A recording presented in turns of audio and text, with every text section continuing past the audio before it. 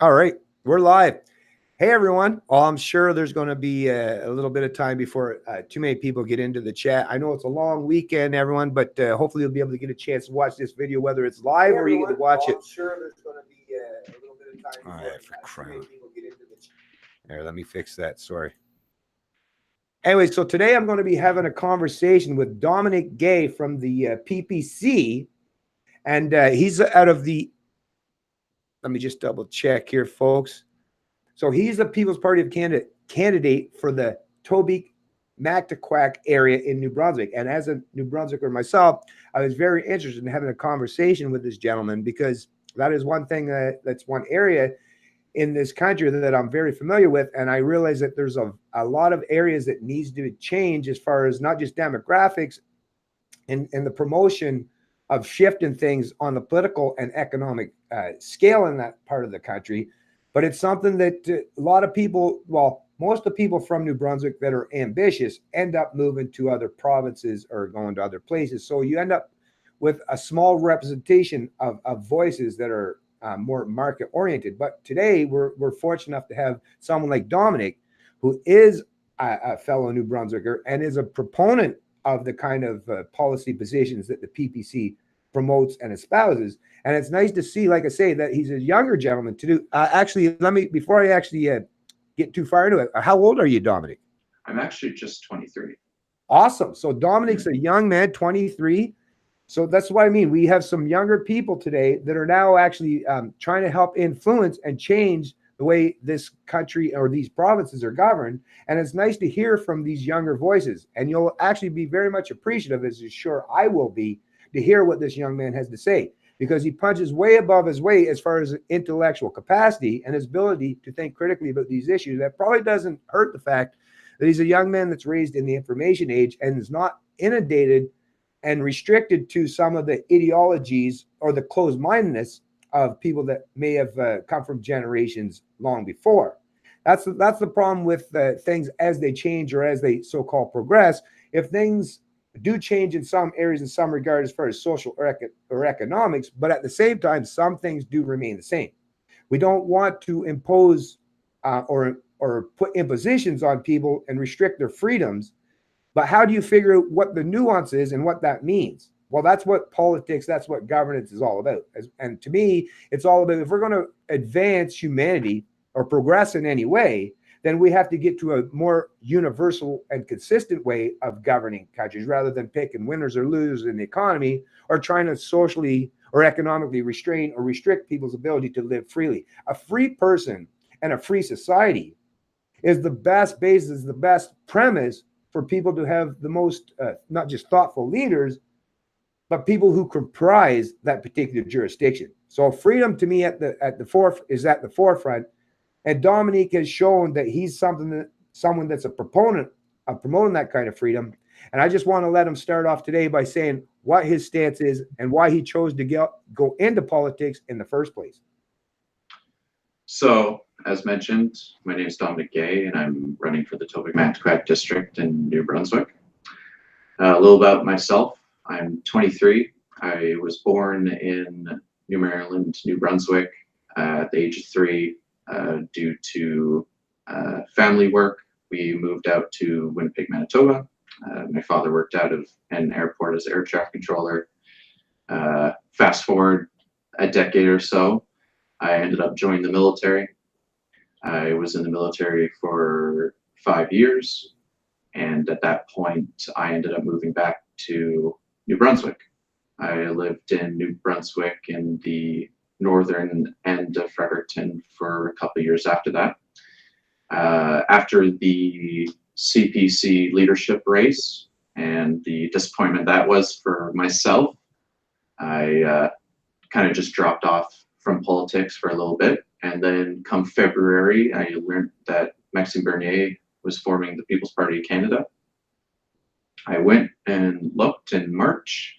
He was asking for candidates, so I went through my nomination paper in, and come would have been April, I heard that I was one of the official nominees, and then I became the candidate for Tobique Mactaquac.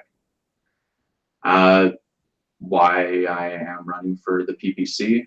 Well, between the disaster that was the leadership race for the CPC and my just discontent for politics as it was and is frankly right now, I decided that even in my interview call that I just wanted to change things up. Yeah, no, that's I think that's a great thing, and that's what, like I say, I really hope and have high anticipation and regard for the younger people today that are choosing to step up the plate and challenge some of those political orthodoxy or the status quo, because that's the thing. It happens a lot. Well, power has a corrupting nature, and anything that's been entrenched or established for far too long, not only does it have that corrupting nature and power, but you also create and generate a large and substantial portion of the population who become too reliant on that current kind of paradigm or that current structure, which, you know, it's an unfortunate thing. But when those shifts or those changes have to take place, which they do, and they have historically, and they will going forward into the future, is some people are going to be harmed and hindered along the way. There's no way to avoid that reality. The problem is, it is giving people ample opportunity, and that's what I think the PPC is willing to do. You know, rather than just create some party that's going to destroy the current paradigm completely or entirely. Well, I can understand why a lot of people would turn or pivot away from that, because, like I said, a lot of people have become reliant. But because the PPC is trying to do things and shift not just people's current social or economic habits or behaviors as far as our political engagements, but we're at least using the power of the mind and intellect in the age of information to give people a much better understanding of what it is to be a free person and what personal responsibility and how important that is to expand and maintain those kind of freedoms. So what we're trying to do today, and I think Dominic is definitely on board with that, is at least get Canadians more adoptive to assuming more of that personal responsibility. And, you know, that's a good thing. The good thing about having more personal responsibility and accountability and not offloading to someone else is not just the amazing effects it'll have on your social economic life, but it also has a great effect on your psychology as well. Because people who are more conducive with taking care of themselves or people in their community, rather than offload it to some third party, are people that have much more respect and a much more grounded basis of understanding of what that actually needs and what the desires of the members of the community. Someone in Ottawa doesn't necessarily understand what the people of New Brunswick need or desire. That's where the free market of idea and the free market as far as economics comes into place. And the PPC is definitely a big proponent, and that's part and parcel of Maxine's policy platform, is getting Canada expanded on even interprovincial trade, which is something that's very important because Canada is a very resource heavy country. We just have to add some of that value here rather than offload it to other jurisdictions all around the world or to our southern neighbors. And I believe Canadians in particular are very well adept because we live in a northern climate and we have work ethic. I think we can adopt it. And I think, once again, once you give people the assumption of more personal responsibility, they feel like they've got more skin in the game, and that gives them a much better and a healthier self-esteem as far as that goes. But my next question to you, Dominic, actually was, so you say you were born and raised in NB, correct? I was born, but or I guess so, yeah. So there was the age 3, but so you're a gentleman. You've basically spent your whole life on the East Coast, I would assume, correct? Roughly now, yeah. Right. So you've probably understood even growing up, and you've probably heard your parents and grandparents even talk. I know myself personally, because I was born and raised in New Brunswick as well, is I've seen actually the economics of the East Coast decline over at least 3 or 4 decades in my personal life. Now, you're a younger gentleman, so you haven't experienced it quite as much. But actually, even small communities where I was born and raised, places such as Boys Town, Doketown, Blackville, and places like that northeast of Fredericton, used to be fairly self-sufficient, self-sustaining, and had some kind of, whether it was the lumber industry, but there were areas of genuine occupation where people could take care of themselves, and you had that genuine sense of community. But because a lot of these occupations have been outsourced or placed into, like I say, different jurisdictions all around the world, the people no longer feel that sense of need or of want of contributing to each other as far as economic prosperity. They look elsewhere for it. And to me, it is greatly contributed to the destruction of a lot of these amazing communities.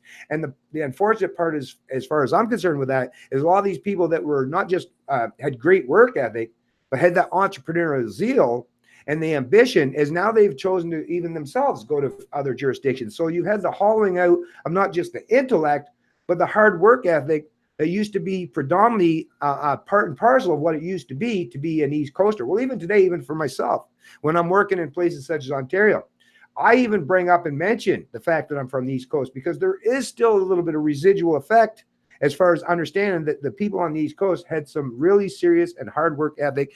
And I want us to get back to that point where we're rather than relying on transfer payments or government largesse, we can get back to actually having more free market economics, so that we can take care of each other in the economic realm, but that also helps as far as our social programs as well.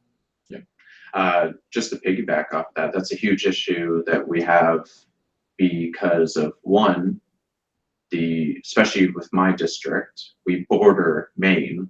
So the current trade fiasco going along, lumber tariffs are hurting a lot of the truckers going through there. So when it's between a couple large scale farmers in Quebec and a little bit in Ontario and an entire borderline, you've got to ask yourself, which one is worth more to the country? And right now, the PPC is the only party that's saying we have an entire border to uptake here of money, 20% versus 2% of the US. That there's no argument right there. There's a clear winner and loser in this discussion between how do we do trade. And if the US decides that supply management is the crux of the issue, then we have to look at it, but no other party wants to. We're the fact that I can go down to Maine and buy, I believe it's $20 worth of dairy between each person within a vehicle. That's 3 times less than it is here in Canada. And the only argument I see is that, oh, well, the growth hormones. Growth hormones that, again, when we look back at the scientific research and we look at other things that get pushed as fear-mongering, the scientific research pushes back and says, well, there's nothing actually going on. And we see that with climate, the climate emergency now it is scaring off everybody. And you want to tell the entire East Coast, who is just trying to find work, it ultimately is what it is. I mean, Newfoundland is probably the worst for it, is just the seasonal worker.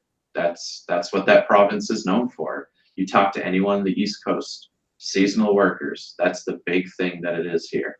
And we won't see an end to that if we also don't clear out the issues that we have in interprovincial trade. That's a huge thing that we have. Doctors have an issue moving between each province. Why? When they have an easier time going out and using their license to practice as a doctor in the United States than they have going between Quebec, Ontario, New Brunswick, where have you. And we wonder why the East Coast is having such a terrible time. Yeah, well, I know for me personally, and maybe you can refer to this as well. Not just the interprovincial trade, but the demographic aspects of, like, for me as a Gen Xer, and my parents are boomers, and then of course their parents would be the greatest generation or silent generation. So now I have parents and grandparents both who are now, getting to those later years, those later stages of their life where they become reliant and dependent on their successive generations. That's how humanity, that's how even the animal kingdom, right, works is, well, especially for humans, we come into this world, naked and relying on everyone around us. Well, we basically go out of the world the same way. The problem with the way things have been done now, without creating some kind of free market economy where the entire part of Canada can grow and flourish. Well, now when you're hyper focused on like places such as, Southern Ontario or Alberta, well, now you have huge portions of the country, such as the East Coast, such as New Brunswick, where once again, people like myself, I'd love to be able to be back there to take care and I am back there from time to time, but I have to still travel west for work. But I'd love to be able to live back there full time and be able to take care of some of these aging. And it's recognized by anyone, even the established media, that Canada's becoming a very, very old country because of the demographic shift and the boomers being such a large, substantial cohort to the successive generations. So the problem is, without economic flourishment, without economic development, how can people such as myself go to these places to live and sustain, not just as a tax base to pay for some of these socialized programs, but even to be there physically to help our aging parents or grandparents. This is the problem with the not in my backyard issue with using politics to prevent economic activity in these provinces, is because you can't have it both ways. You can't say, well, we don't want to have any economic development here because we just want to rely on, and I admit, New Brunswick is a very green province, very, very environmentally astute, well, other than the Irvings at times, but even they try to do, I guess, a decent enough job. The problem is, though, without economic development, you're basically going to have multiple generations of people that are going to rely on, once again, forced wealth and income redistribution, rather than having their own people, their own generations, their own kids and grandkids take care of them. And that's the kind of thing that's affecting not just like the health and the psychology of the people, but the economic imposition of having to do this kind of forced wealth transfer payments from the have provinces to the have not. I'd rather the East Coast become economically developed to the point where they can sustain themselves, rather than rely on handouts from people in other provinces. Yeah. Well, just moving that pipeline through to Quebec, it's planned to end in New Brunswick, and I'd rather it not end at New Brunswick and then have the oil shipped out. One of the huge things, the majority of the cost of our gasoline is taxes. Just even if you ignore the carbon tax is just a tax on top of all the other taxes that are on there. And this makes it less economically viable for companies that would like to process that crude oil within Canada. Why is it that we have this potential for all these jobs and we throw it out with these minimum wages and all this, when we could just have the work in Canada, have so many more people employed, because the crude oil moves through the pipeline and then gets processed in New Brunswick or Quebec, wherever you have it. Why outside of Canada? And that's the issue, is we don't want to make it cheaper and make it economically viable for companies to work in Canada. And that's something that Maxime Bernier obviously noticed throughout his tenure, I guess, as a Conservative Party member. Yeah, I just wanted to go into the chat here real quick, because I mentioned in there that if people have questions that they could pose them as well. But I do see Will Krisky at Politics, Economics, and Culture put, people didn't adapt. They became dependent on transfer payments. Now they don't want fracking, pipelines, etc. Sackville won't let a drive-through be built because of idling cars. Well, that's basically now you can cover that as well, but basically what I would think about that is, people with the NIMBYism is, well, you can't have both. Either you want people to be able to take care and sustain that community, or you just rely on handouts from others. And once again, that's you can't have both. Either you're going to have economic development, or you're going to have a place or a part of this country that's in absolute economic destitute. And this person's obviously showing a concern for that. Now, Kat kind of pushed back, fracking is dangerous, and no, we shouldn't do it. Now, once again, this is one of those areas. Now, I'm not going to pick a particular preference for whether the fracking should or should not be allowed, but I would say every time I've personally noticed there should be there was people who were proponents of economic development, whether it was like shale, fracking, the pipelines.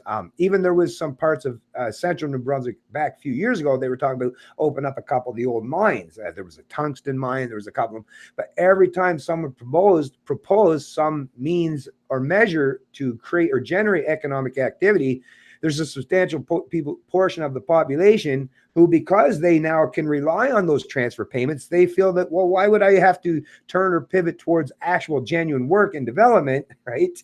When I can rely on that. That's the problem with allowing a substantial portion of the population to become reliant on forced wealth and income payments, is now they no longer even have this capacity or willingness to think about what should be properly done. And like I say, I'm not a proponent of reckless economic or industrial habits or behaviors. I think people should be held to a standard. So if this natural gas pipelines or fracking does take place, I think people should be held to a particular standard. There should be, some market fundamentals and aspects that control so that they're not causing harm to people. But once again, this stuff's already been thought out in the past. But I guess my question would be to you, Dominic, is what do you think as far as how are we going to try to get to the point where we can alleviate some of the concerns with the people that have that NIMBYism, while at the same time sustain the ability for all Canadians to be able to take and sustain this large cohort, once again, of the baby boomer generation, which are basically 5 or 6 of them in comparison contrast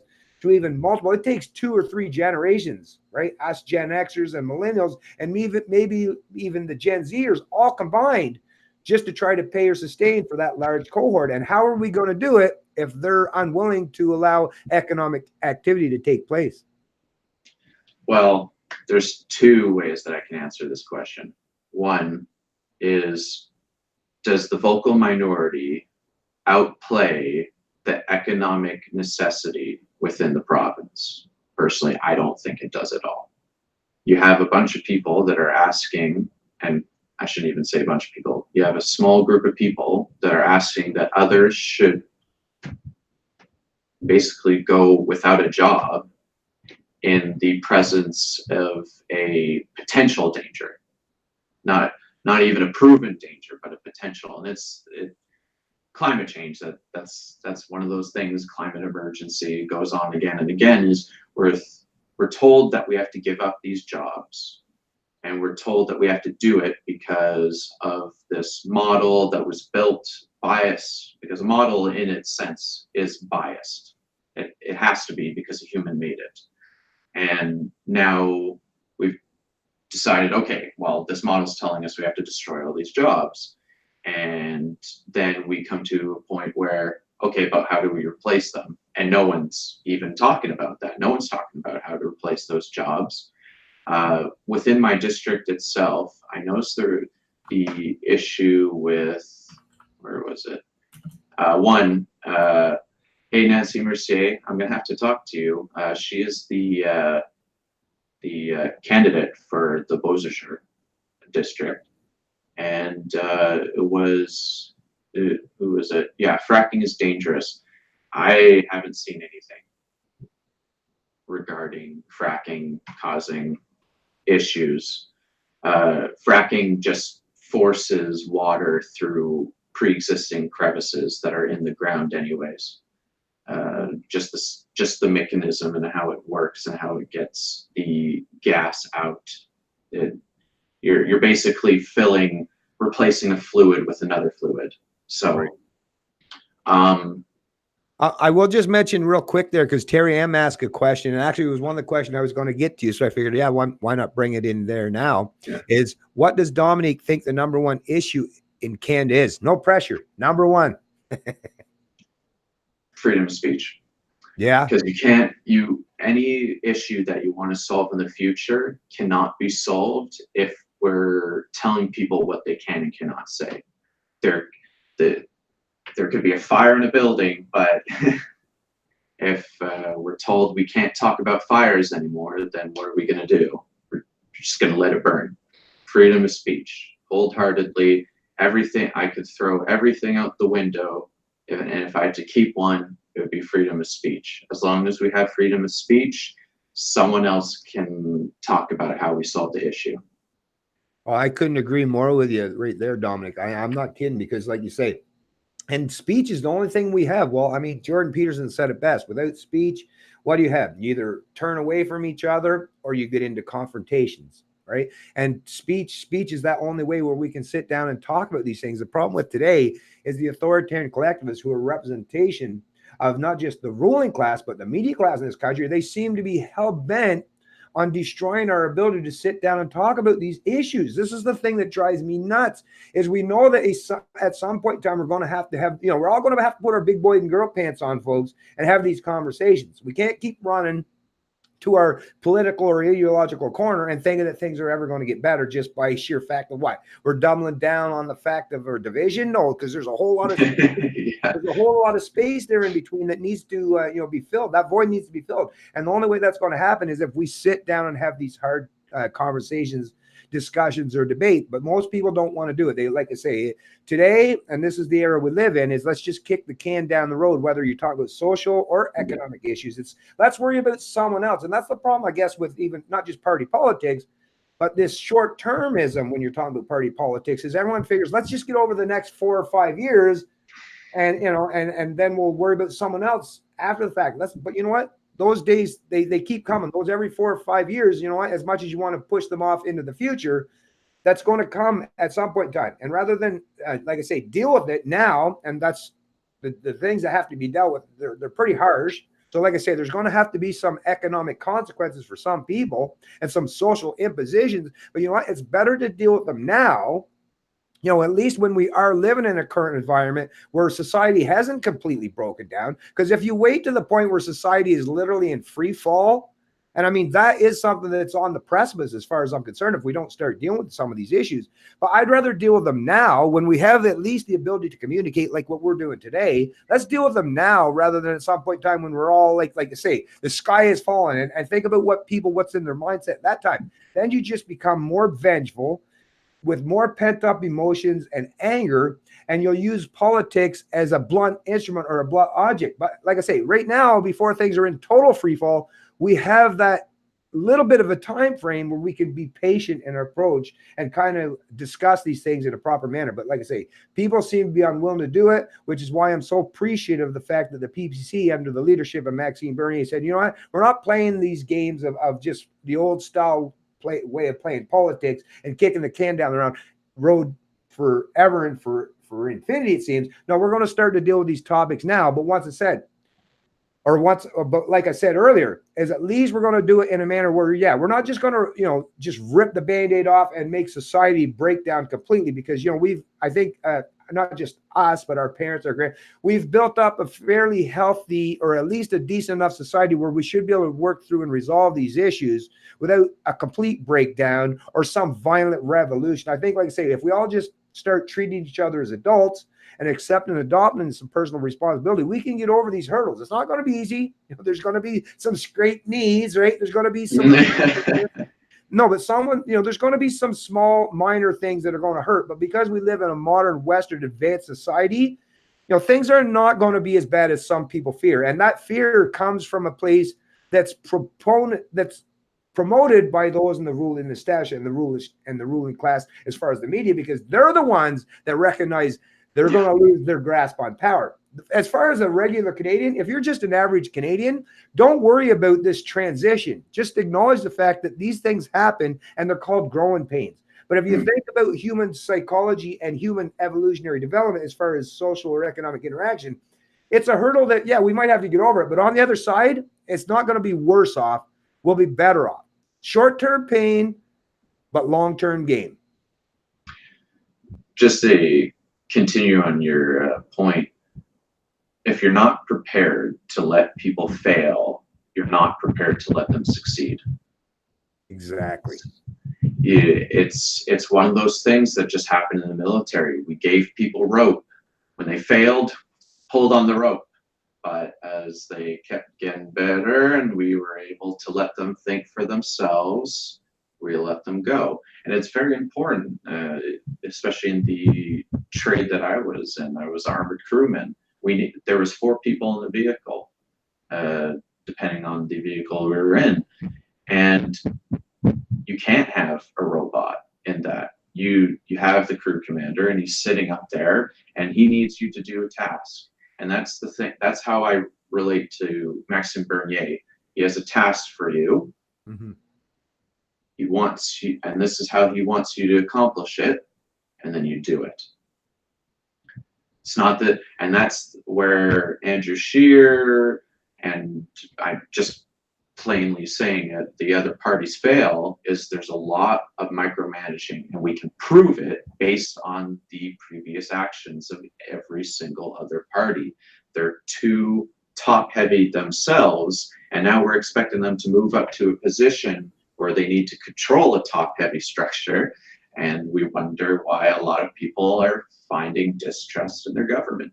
Oh, that's so well said, Dominic. Actually, that so resonates with me, because like you're alluding to, is you have to get people, like I say, if you want to create a society of people that respect individual sovereignty, freedoms, and liberty, and adopt that kind of personal responsibility, then yeah, you have to make them go through that transitional point where they are going from being an adolescent child reliant on mommy or daddy to being fully autonomous and relying on themselves. And that's what, like I say, yes, Maxime's saying, okay, here's a task, but you figure out how to do it the best way you can. And you know what? That'll create an area in that person's mind as a candidate, as a supporter, or even just an average Canadian, is if you figure that out on your own, well, that's something that is going to carry through with you, rather than someone just, leading you, right? Put the blindfold on and just leading you down some path. No, you're never going to be able to get there at any point in time if someone else has been pushing you down that path while you're blindfolded.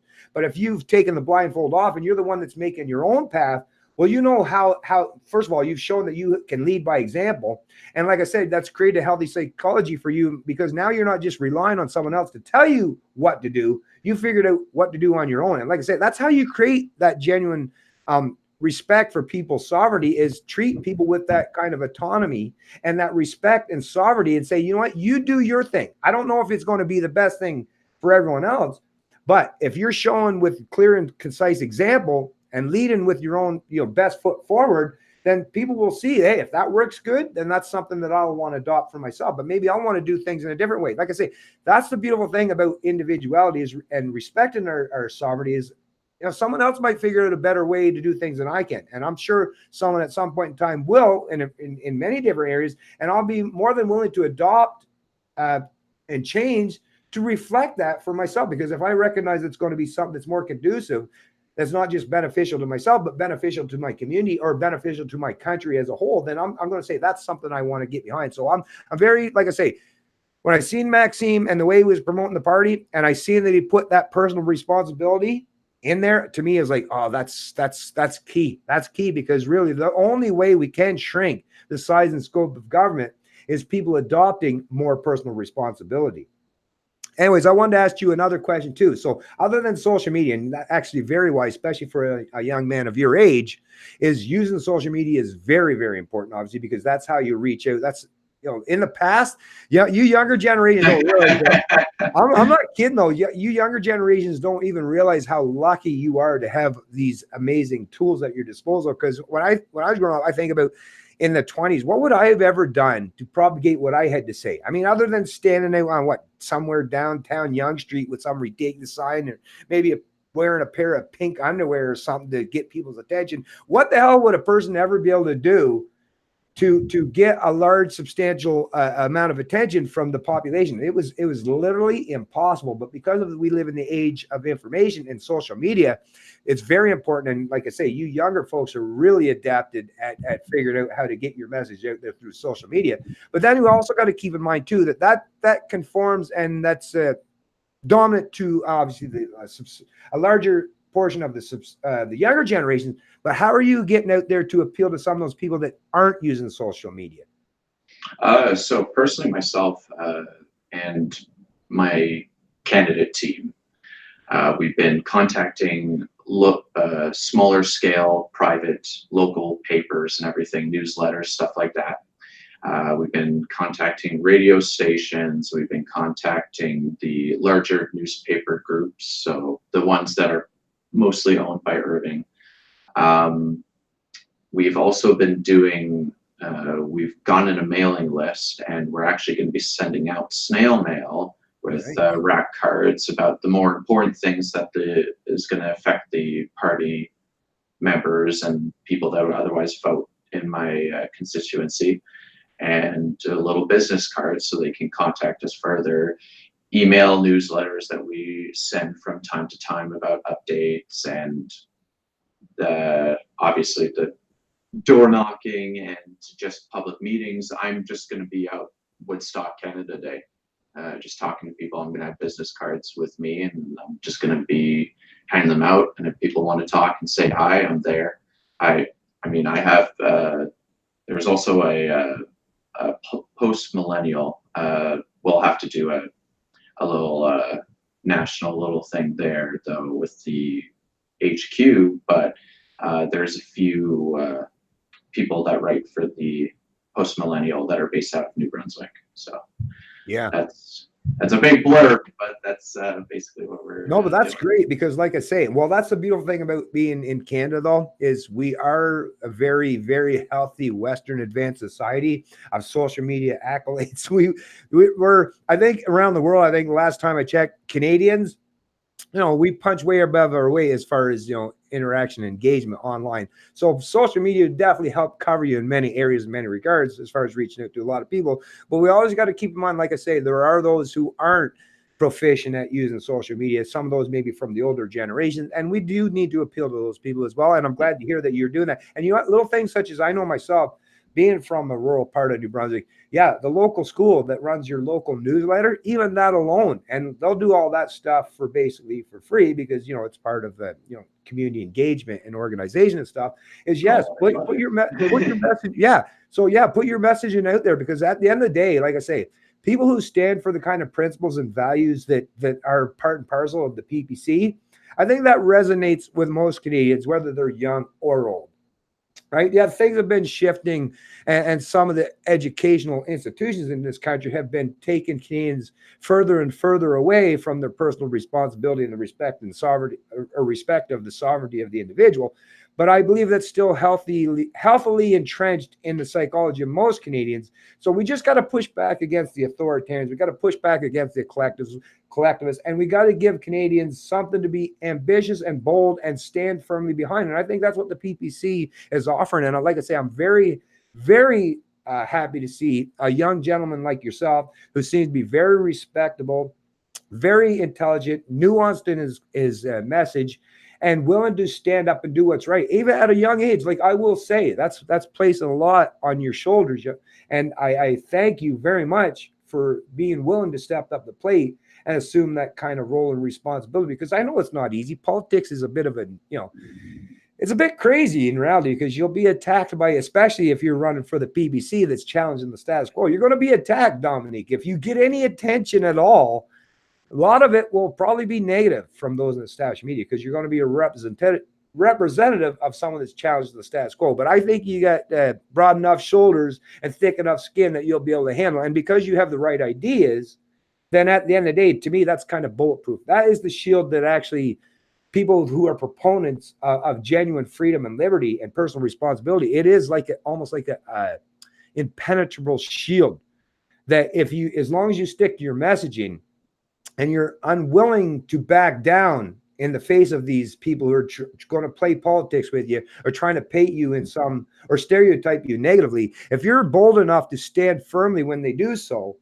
and push back against them, not only will it be good for your own psychology and your own personal development, but you'll embolden a whole lot of other younger people that'll be willing to step up the plate. And like I say, that's how we affect a positive shift in the culture in this country, is by people leading by example, rather than by using political talking points or 30-second sound bites as a means to sound good. I like the fact that you're willing to step outside that comfort zone and talk about these issues that will affect us, but in a manner that's nuanced enough that people will actually start to think about them critically. Because at the end of the day, that's what matters. We have to think about these issues critically. And that's what's going to be the best basis in our platform, so that we can get this country back to the path. Although I don't even just say back, because that kind of sounds like we're going backwards. I don't want to go back. I want to actually go forward, and not just get back to some of the respects of fundamental freedoms and liberty in the past, but expand on them and make them even more important in the 21st century. I mean, like I say, we're living in a modern age that there's so many areas of our social and economic lives and that development that you used to rely on the past. Central planning was the only way to get things by, but because of modern advancements in technology and blockchain or smart contracts, What the hell? There's so many areas of our social and economic lives that can be taken out of the realm of central planners and placed in a decentralized area where we can interact and engage voluntarily without any central planner or any manipulation taking place. We have to take advantage of that. And I think you younger people are the ones that's going to be at the forefront as far as advancing this in this modern technological area. Well, at some point, the political class is going to age drastically to the point where they won't be able to represent the districts that they make up. We see that with even with the CPC, they have that's the thing. Like you see that CPC candidates, incumbents are dropping out, and I believe at this point it's only 3 or 4 more in the Liberal camp. I mean, they have a reason to, obviously, but but this idea that we're not losing incumbents on all sides is a little foolish if you actually look at the current results and everything that's happening in Canada today politically. So at some point, someone that falls into my generational group is going to be sitting in those seats. And it was a conversation with my family. My just immediate family knew a week before it was going to be announced, because I know a lot of them don't care for politics. They don't want to have to deal with the publicness that comes with it. And so just letting them know in advance that I was going to be running was something that they wanted to know. And it was also just a talk with my fiance, and because we have 2 kids. I have twin boys. They're going to be a year old coming July. So I have my own family to raise in Canada. So I definitely have skin in the game. And the way I look at it is anything that's good for my family is going to be good for the family next door. It's going to be good for the family in the province and then in Canada in general. And so the other option was, honestly, before the PPC was even announced, is we were talking amongst each other, my family, we might be moving to Arizona, because we didn't see that this country was going in a way that we thought we could raise our family in a very individualistic and very freedom-focused country. And it was unfortunate, but thankfully enough, the PPC came to the rescue and gave me this chance to represent the people that want to just ultimately be left alone and be able to raise their family and have that process just continue it into the next millennia. Right on, Dominic. Awesome. I think, well, I'm already so far, based on our conversation so far, I think they made a great decision and choosing you as the candidate in your particular riding. Another question I just wanted to ask, though, is, are you finding when you're out there an absence of knowledge regarding the PPC party? Yes, just blanket yes. It's like I said, most people in my district don't have an interest in this. They just want to vote for the person that they remember back 20, 30 years ago saying the stuff they liked, and so they're like, oh, well, it's just a new face, I'll just vote for them. And that's why before we went live, I was having a conversation with Bennett, and it was more about the issue of the voters haven't changed, really. It's the parties that have, and they're still voting for Team Blue, Team Red. It's not the actual true meaning of being a liberal or true meaning of being a conservative, as Bennett, to summarize, put it. And that's how I look at the PPC. And it's funny, like, our colors are purple. We're blue and red.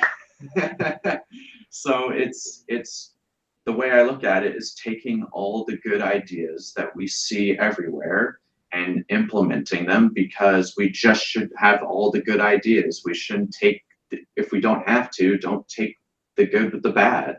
Why do that? We can just borrow from little positions, and that's why I'll never call myself a libertarian or a conservative or a liberal or a collectivist or an individualist. because there's little good things, little snippets that you can take out to build your own little Lego set, if you'll put it, and just live your life as that individual that decided that these are the values that are important to them, and that's how I'll raise my family, and boom, we have the next generation. Yeah, well, actually, that's actually one of the reasons why I'll just say why I personally like to identify as a libertarian, because I won't fall into either side of that political spectrum. And some people like to, and this is kind of part where I kind of get a little bit upset, is when people try to describe libertarians as being on the right. That's now, if you're talking about economic issues, you know, because conservatives historically, if you go by the defined meaning of what a conservative means, they would have been more prudent as far as fiscal responsibility and not offloading debt obligations or costs incurred onto future generations.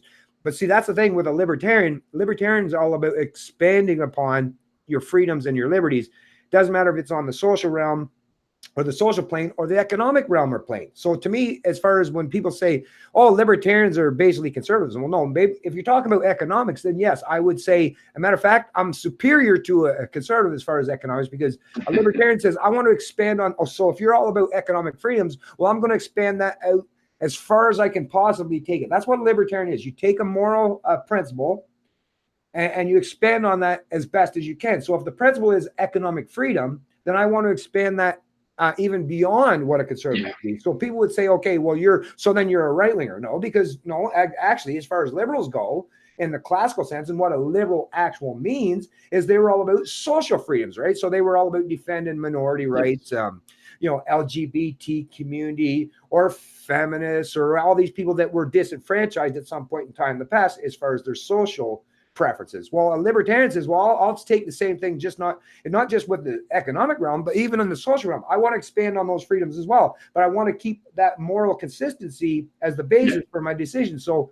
as long as you're not harming someone, so on the social realm, hey, you can be LGBTQ. Hey, as long as you're not forcing or imposing your sexual preferences on other people, it's like, you do your thing. So, as a matter of fact, I'm far more left than a so-called liberal today, as far as like advancing people's liberties in the social realm, and I'm far more right as far as economics than conservatives are today, as far as promoting economic freedom. So that's why, to me, when I hear people saying or suggesting that libertarians are basically aligned with conservatives, well, then you're only talking about one side of the equation here. You're talking about economics.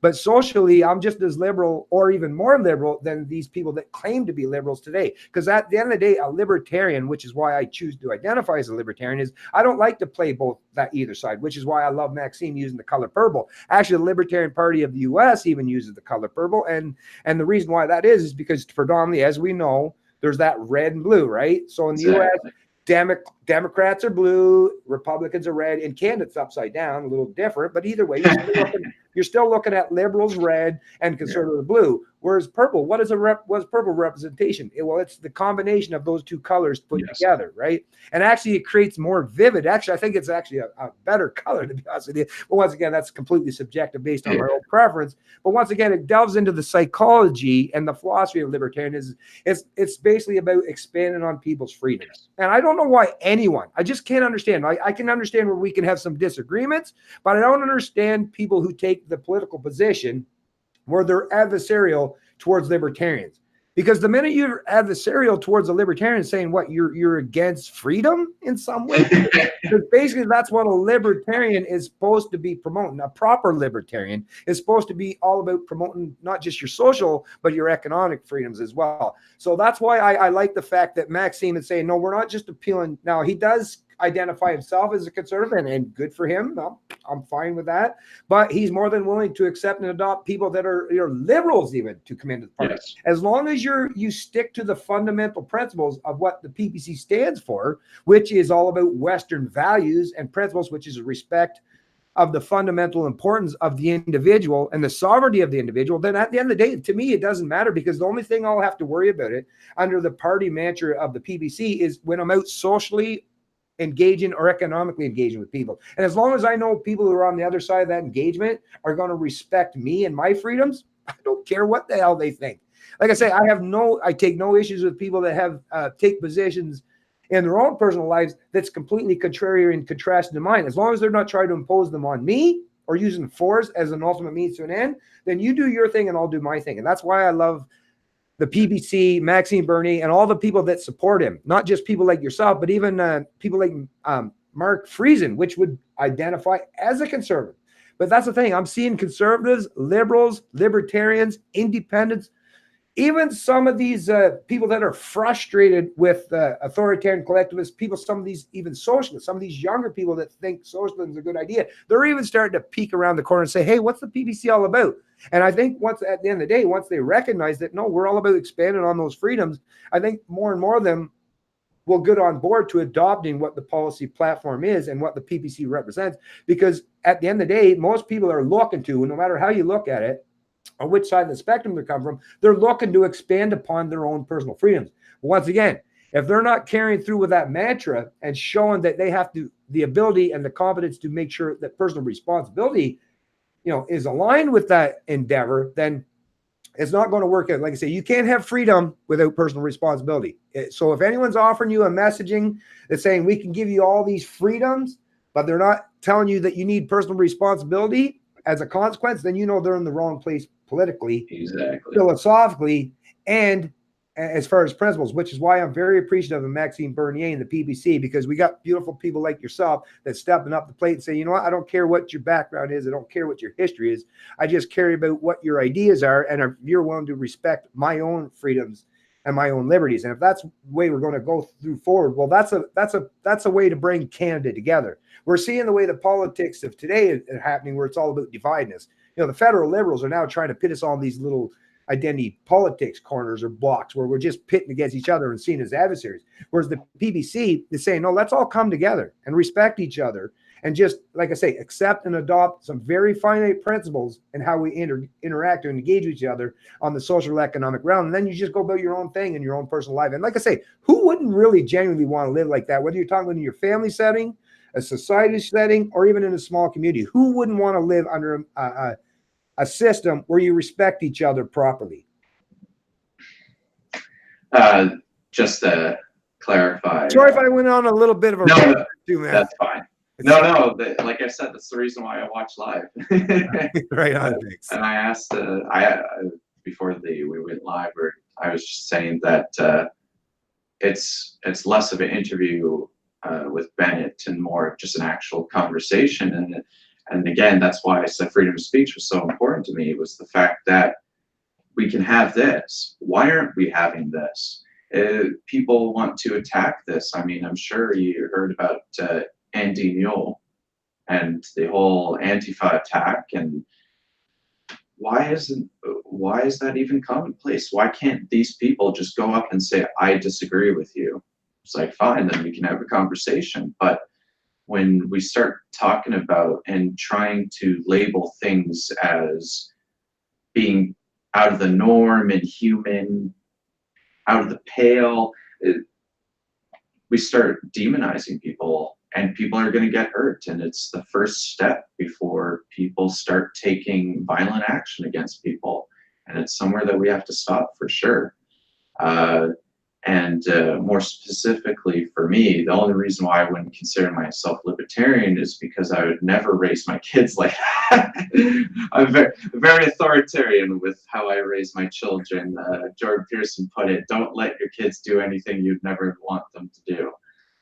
So that's the only reason why, because I'm principled, and if I was going to call myself libertarian, then I'd have to raise my kids like that. But just a little bit of a pushback. But what would be as that? Because to me, the three fundamental aspects of libertarianism is, number one, self-ownership, right? I own me. That's nobody else owns me. That's number one, actually, as far as libertarian. And then two, by natural extension of that, is property rights. So everything that I build or I produce, whether through my intellect or my labor, is a direct consequence, is mine, because I produced that.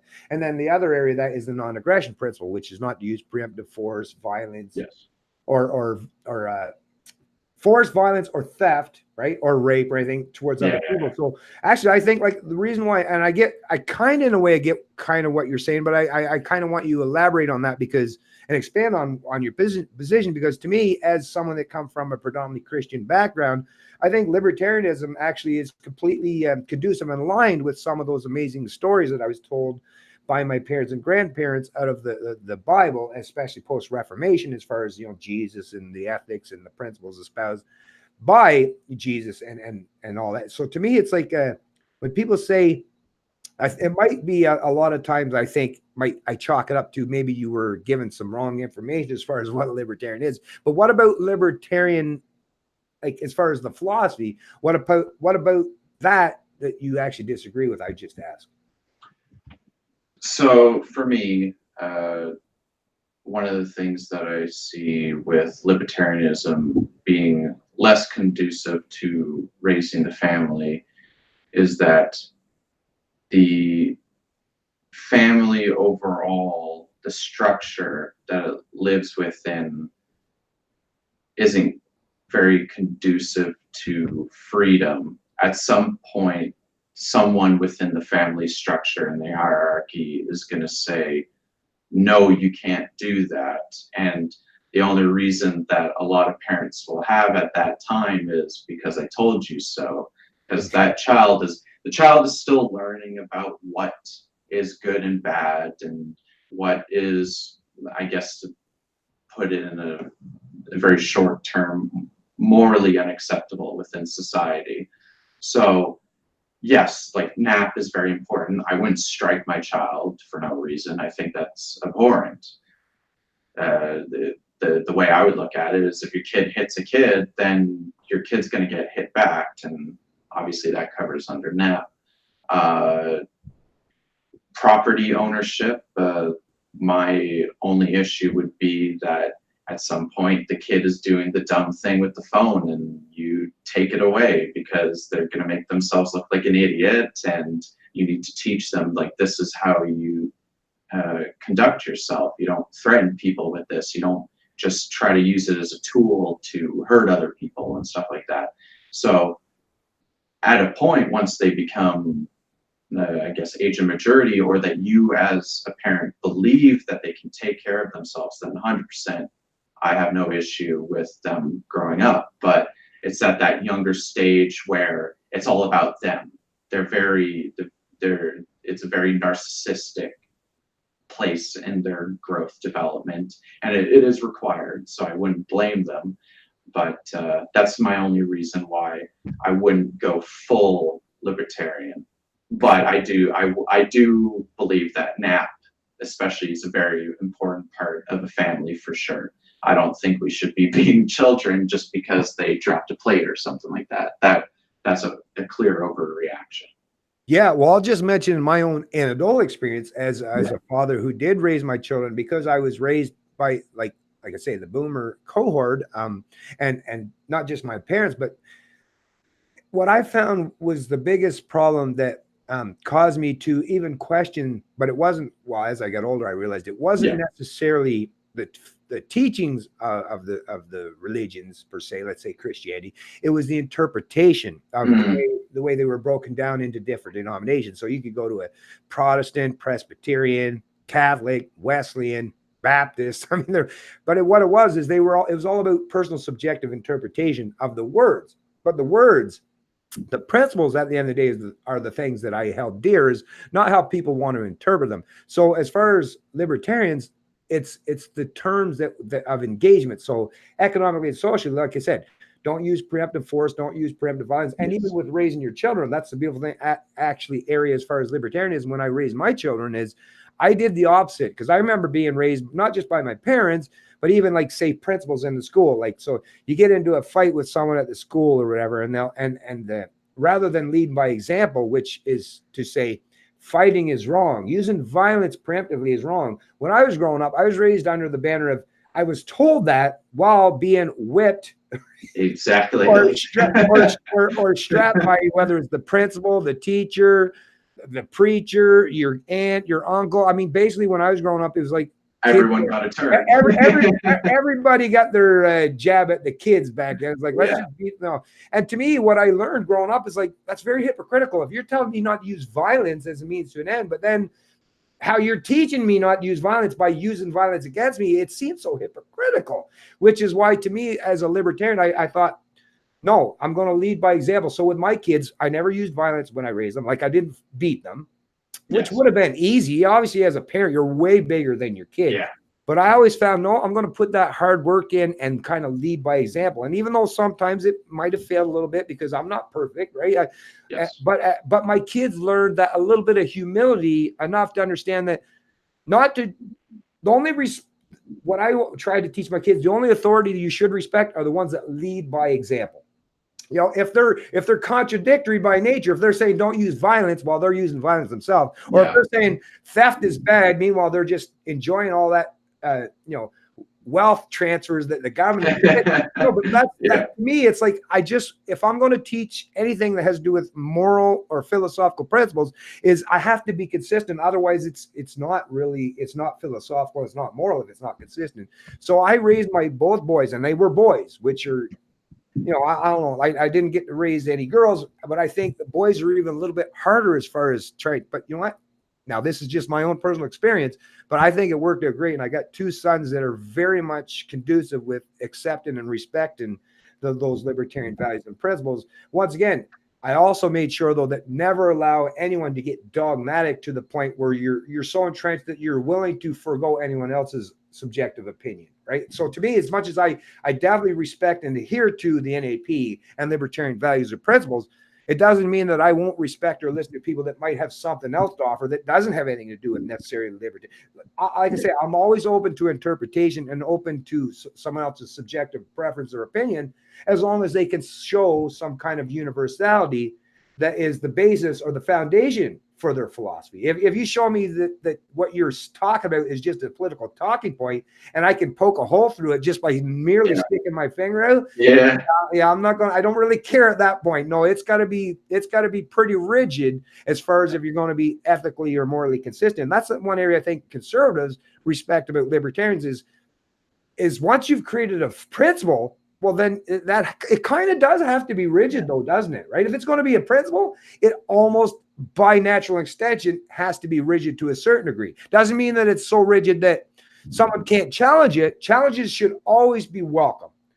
But as long as you're going to stick to that consistency, then, like I say, I don't know anyone that can make a case for murder, right? It's good luck trying to make a good case for murder, right? Because that moral or that philosophical understanding, as far as not using preemptive force or violence towards other people, there might be exceptions to the case or to the rule, but like I said, that's going to be such a rare incident that it shouldn't even be part and parcel of what we consider to be a foundational principle. So the foundational principle, like I say, is what matters most to me.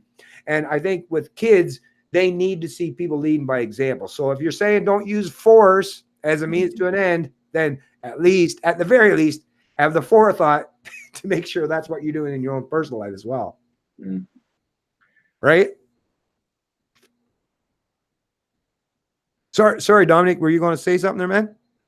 No, I'm because I have the chat popped up right now, and oh, did you? Yeah, you want to answer a couple? Let's see if there's any more questions in there, actually, or just let me know, even if you're if you have to go or anything. I just wanted to see what you got going on here. I wouldn't say Canada is geographically riot-proof. I mean, just look at Toronto. Riot-proof? No, it's not riot-proof. No. Like, just look at Toronto. Toronto is a great example of, but it was just peaceful rioting because someone won a basketball game. So yeah, I wouldn't say it's riot-proof at all. No. The Crown left the Magna Carta for Corpus with the join of the EU. The EU can rot. The EU can rot in hell. Well, that's the problem with globalization, is it's going to actually the exact opposite of what I think is best as far as creating genuine freedom for the 7+ billion people on this planet. Is I want, rather than reduce, what's there, 200+ states around the world now? Well, rather than going to one state, I want to see 7 billion plus states, which means we're all individual and sovereign, right? That, to me, expanding on liberty means respecting the individual and the rights and freedoms rather than trying to create a one size fits all for everybody. Because then once you've created that, then you turn more towards authoritarianism. And like I've said so many times in the past, I can't ever pretend to know what's best for everybody around the world. So I might know what's best for me. I might know what's best for someone that I know closely or I'm associated with or aligned with. But there's so many other people on this planet that I don't know what's best for them. So I would never want to create a one size fits all approach. That's the beauty of having sovereignty is you can't. Right. You can't. Exactly. Just to piggyback off that point, I'm a proponent of evolution, and not just in a biological sense, but in a societal sense as well. Like, you look at nations as just one big organism, and then you realize what the problem is when you try to homogenize them. When you try to like, one of the beauties of being able to not produce asexually is the fact that we can be so different and have this variety within the group. When you homogenize everything and make it exactly the same, you're more susceptible to the same issue over each iteration. And that's why you'll see bacterial growths die in huge swaths, because they're very closely related to each other. So trying to make every nation exactly the same, if one problem crushes one nation, you're going to see a domino effect across every single one of them. So Canada needs to keep being Canada, and the US needs to keep being the US, and so on and so forth. But the United Nations and EU is not conducive to that type of civilization survival, where we can try these different experiments. And I mean, Canada's throwing its own experience very recently with marijuana. I'm in the book that I would like to see all drugs legal, because we've seen with Portugal and I am uncertain, but I believe the Philippines as well, what happens when you just legalize full swath drugs. The usage drops, because now it's not stigmatized, so the family is more introduced into the system, and there's that support there again. And then the government, instead of just throwing them in jail, is going, you clearly want off of this stuff, so we're just going to get you off of this, so you're now able to enter society and be productive. And that should ultimately be the goal of the government, is to make sure that everyone can be a productive individual. And to do that, you have to protect the sovereignty of it. So if we can't keep our nation builder going, then someone's going to come in and knock it off the table. Yeah. Well, you know, it's funny because that's the thing that that's one of the biggest part of the nuanced conversation. It's completely left out of the equation when those are proponents of the ruling class or the ruling establishment in the media these days, is they don't leave any actual nuance as far as the discussion when they talk about diversity or unity. So think about it. I love using the example because it's easy for people to visualize or perceptualize. Is, let's imagine, rather than sitting down in the country and engaging each other on the social or economic realm, let's just break down, we were going to sit down and play a board game. Well, the only way that would ever be conducive and have the ability for people from many different backgrounds or areas to engage or want to do it voluntarily is if you've set up some kind of rules as the basis for your interaction, right? So if we're going to play the game of Monopoly, well, we have to know what the rules are. And everyone's going to be conducive and accepting and adopting of those rules. Now, you might be like, if you looked at the people, you could have 10 people sitting around a table playing that board game Monopoly, and they could be as diverse as all get it. You know, you could have a black person, a white person, brown person, a Jew, a Christian, a Muslim. Doesn't matter at the end of the day. But if we're going to interact or engage with each other, well, like I say, whether it's on a board game or social or economically, you have to have some kind of basis or ground rules and how that's going to take place. Otherwise, it's just fight or flight, or only the strong survive. But once again, we're not trying to function in the realm of just in the state of nature, because that's what separates humans from just beasts, is our ability to use our intellect to figure out a proper set of rules for those kind of engagements, like I say, whether it's social or economically. So what it comes down to the day, we can have diversity of many things, but there's some area that you can't have diversity. So as far as your morals and your ethics, when you're talking about interaction and engagement on the public sphere, in your social sphere, in your private sphere, you can have different areas where you might disagree. Because once again, you're working in an area where it's in your private realm. So maybe you're the kind of person that don't like, negotiating with people, and you just want to do things yourself. So you go out and build your own chair rather than go and negotiate for a price. Well, then you can do your thing. The only difference is if you want to go out there and deal with someone on the economic sphere where you have that economic engagement, you have to stick with a particular kind of finite rules of engagement. So it means you can't just go out and say, oh, I like that chair that this person built, and take it, right, without compensating the person. No, rules of engagement have to be paramount and first and foremost as far as how we interact and engage with each other on the social economic realm. In your private sphere, like I said, there's all kind of room for variances and variables, as it should be. Because like I say, I know myself as someone that comes predominantly from a history of Scottish and Irish. And I love potatoes, and all kinds of things that the Irish and the Scottish, and some haggis, right? No, but I'm very appreciative of the fact that I have a lot different options available to me from many different cultures from all around the world. And all I expect is, like I say, whether I'm purchasing, whether it's food or adopting some of the cultures from other different cultures around the world, is as long as we can interact and engage with each other voluntary and deal with each other in a principled manner and respect each other's sovereignty, then I think that's completely fine and conducive. And that's why Western societies have become so proficient as far as propagating not just a one-size-fits-all approach, but a myriad of ways of how people cohabitate and coexist. I'm glad people figure out ways to do things in a different manner than I would, because I recognize that they have a completely different mentality and psychology, or maybe a philosophical or historical underpinning that makes it more conducive with them to do things. Like, perfect example, there's people that like to live with multiple generations of families under one roof. I think that's pretty cool in some area, in some regards. Like that's pretty sweet. You're all living together. You're all figuring a way to take. But you know what? Me personally, I might not necessarily be conducive with doing that. I might be one of those people that prefer to have my own particular household and do things in my own particular way.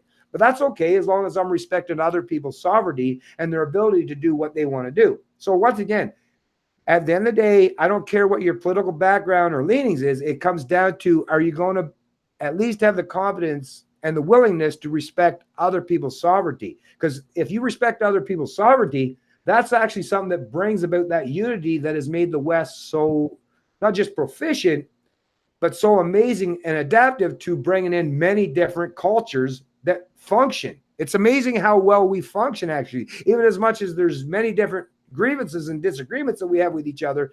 The fact that Western societies function so well with so many people from so many different areas and so many backgrounds tells you that it was very important with the English common law as far as respecting each other, as far as trade interactions or economic interactions. Is if we can do that, well, look at how well it's done. In Western societies, Canada, US in particular, in 200, just under or just over 200 years, we went from basically countries of obscurity that weren't even acknowledged or recognized as countries to basically being the most dominant forces and influences on the planet. And that happens because freedom is so foundationally important to create that kind of environment that recognizes and respects each other's growth potential.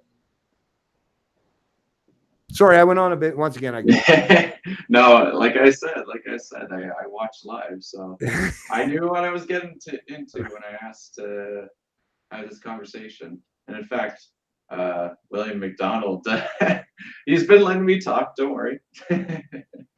Oh yeah, Trudeau's doing a good job considering he has special needs. Oh. Well, yeah. Well, what it is, Trudeau just relies on. I was a PM, what's the first thing you would do? That's a good question. Actually, a very good question. Here, give me a moment to think about this. Yeah, that's a good one.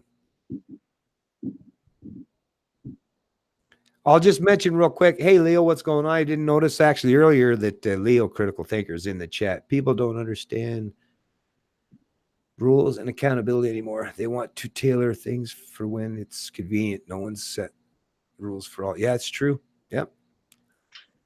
That's the thing. You can set your own rules in your own personal environment, but once you have to deal with others, that's where we have to have some kind of universality. That's really at the end of the day what it comes down to is you just have to have the respect of the fact that you have to have rules of engagement. I don't care what you are. Like I say, who you are, what your background is, there has to be some kind of rules of engagement when you're dealing with people.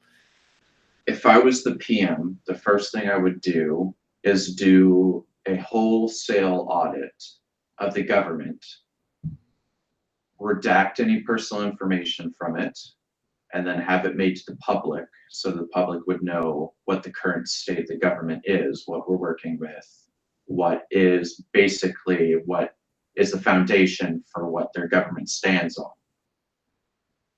That's the first thing I would do, because a few of the things that I want to table if I become the incumbent for my district is I want to table a NDA law that makes it so that the NDAs are only enforceable if the information pertaining to the NDA, if released to a third party, i.e. the public or someone else, would be known or ought to have known of causing injury or death. That's the only reason really why we should be hiding things from the public, is if we can summarize that if it was released that someone's going to get hurt or die. That's a big thing. Obviously there's the issue of privacy, but we already have confidentiality issues, so it would be easy just to have an NDA be redacted, so names that do not pertain to like information requests and stuff like that aren't released. But if you're a public figure, you're a public figure, and because the government ultimately serves the public, the public ought to know what's going on with their own government. And the fact that this information isn't just wholesale available to the populace is an issue, and it's one of the reasons why we have such a low trust of our government and why there is very little accountability. I mean, the Auditor General has no budget as it is, and I think that's pathetic. Yeah.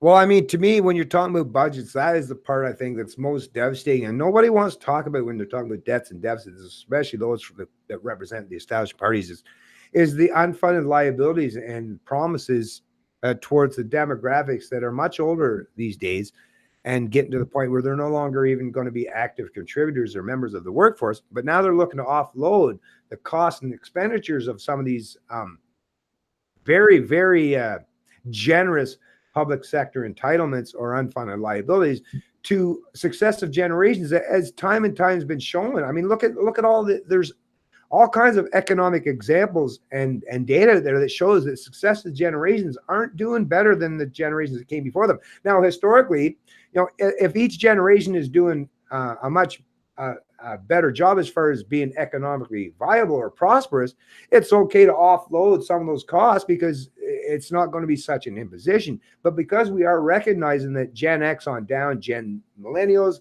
and Gen Zs now are seeing a ramp up of an escalation of inflation because of all this central planning initiative and monetary stimulus to sustain, once again, some of the older demographics and generations, is how are you going to make that, how are you going to square that round peg of making the younger people who are less economically viable and have much more imposition towards them as far as competition from people from many different areas or geographical locations that work for much lower rates or wage compensation packages? How are you going to, like, you can't have, you know, if you want homogeneity and a real rich, like some of the people who are proponents of the Nordic countries. Well, the reason why those Nordic countries are predominantly very prosperous economically and have the ability to do those kind of wealth or income transfers intergenerationally is because they're predominantly mostly homogeneous, and people feel like a sense of obligation to, you know, people that they perceive as the members of their family. But the further and further you get away from that, the less homogeneous your society is. And I'm not saying it's good or bad one way or the other. I'm just saying that you no longer have the incentive, right? The incentive structure has now been broken down, once you've created a much more diverse culture or society, where now you have, like in Canada, you have like what, 1 million people just in 3 years who were never even part and parcel of this social experiment called Canada. But now they're going to gain all the entitlements and benefits that's basically on par with people that have been forced and inundated to pay for these things for 3 or 4 decades. How is that fair in any way? That's not fair in any way. That's not equitable in any way, which is, once again, it's all about picking winners or losers in the economy and the society. And that's not a way, especially when it's done through a central planning model. There's always going to be winners or losers in the economy. But as far as I'm concerned, the only way that should play out or shake out properly is based on competence or merit. Right. And then or who's putting the most skin in the game. Today, it's all about using band-aids and little short gap measures to try to correct or paint over some of the past mistakes economically that other proponents of big government has used. But to me, that's a wrong way to do things, because once again, now you're disenfranchising the domestic Canadians who thought, okay, at least, like, you already got them caught up in the Ponzi scheme, but now you're tricking them into thinking, oh, it's a whole new scheme. Now they're like, well, I don't even want to be proponents of the current Ponzi scheme.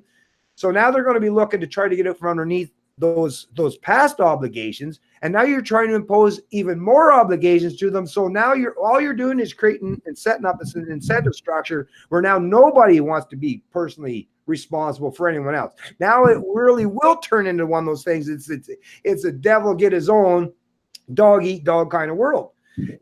How you create a society of people that respect each other is, once again, back to the respect of our sovereignty. And then, like, if put it this way, if I feel like I'm voluntarily helping someone else, I want to do that, because then I realize that I made that choice myself. If someone's imposing that on me, first of all, I don't get any credit or benefit for doing anything, because someone else is going to offload that, not just the responsibility, but they get to take all the accolades as a result by plundering my wealth to help someone else. Well, first of all, now you've taken my personal responsibility away, and you've taken away my personal resolve where I might have wanted to help those people out myself. Like I said, we place those hands into friendly societies, or historically used to be church groups or voluntary organizations. They're the ones that have skin in the game. But the minute you've taken that out of the realm of the typical person, and they no longer have any skin in the game, they're just what? Just a tax slave or a wage serf that someone else gets to manipulate, plunder a portion of their income, and we're dispute how they see fit. Well, now you've disenfranchised, you made them disgruntled, and now you feel like they don't even want to help people out, even though instinctively they probably would, but now they don't want to help them out because they realize that, hey, I'm not getting any credit for anything that I'm doing. So just to piggyback on that further, it's not Bennett Hunter making a deposit to some country out with foreign aid. It's always the Trudeau government. It's always Trudeau. He's the one that's doing it, not the taxpayer. It's not because it's the taxpayer's money ultimately that's going to these countries, but it's never worded like that.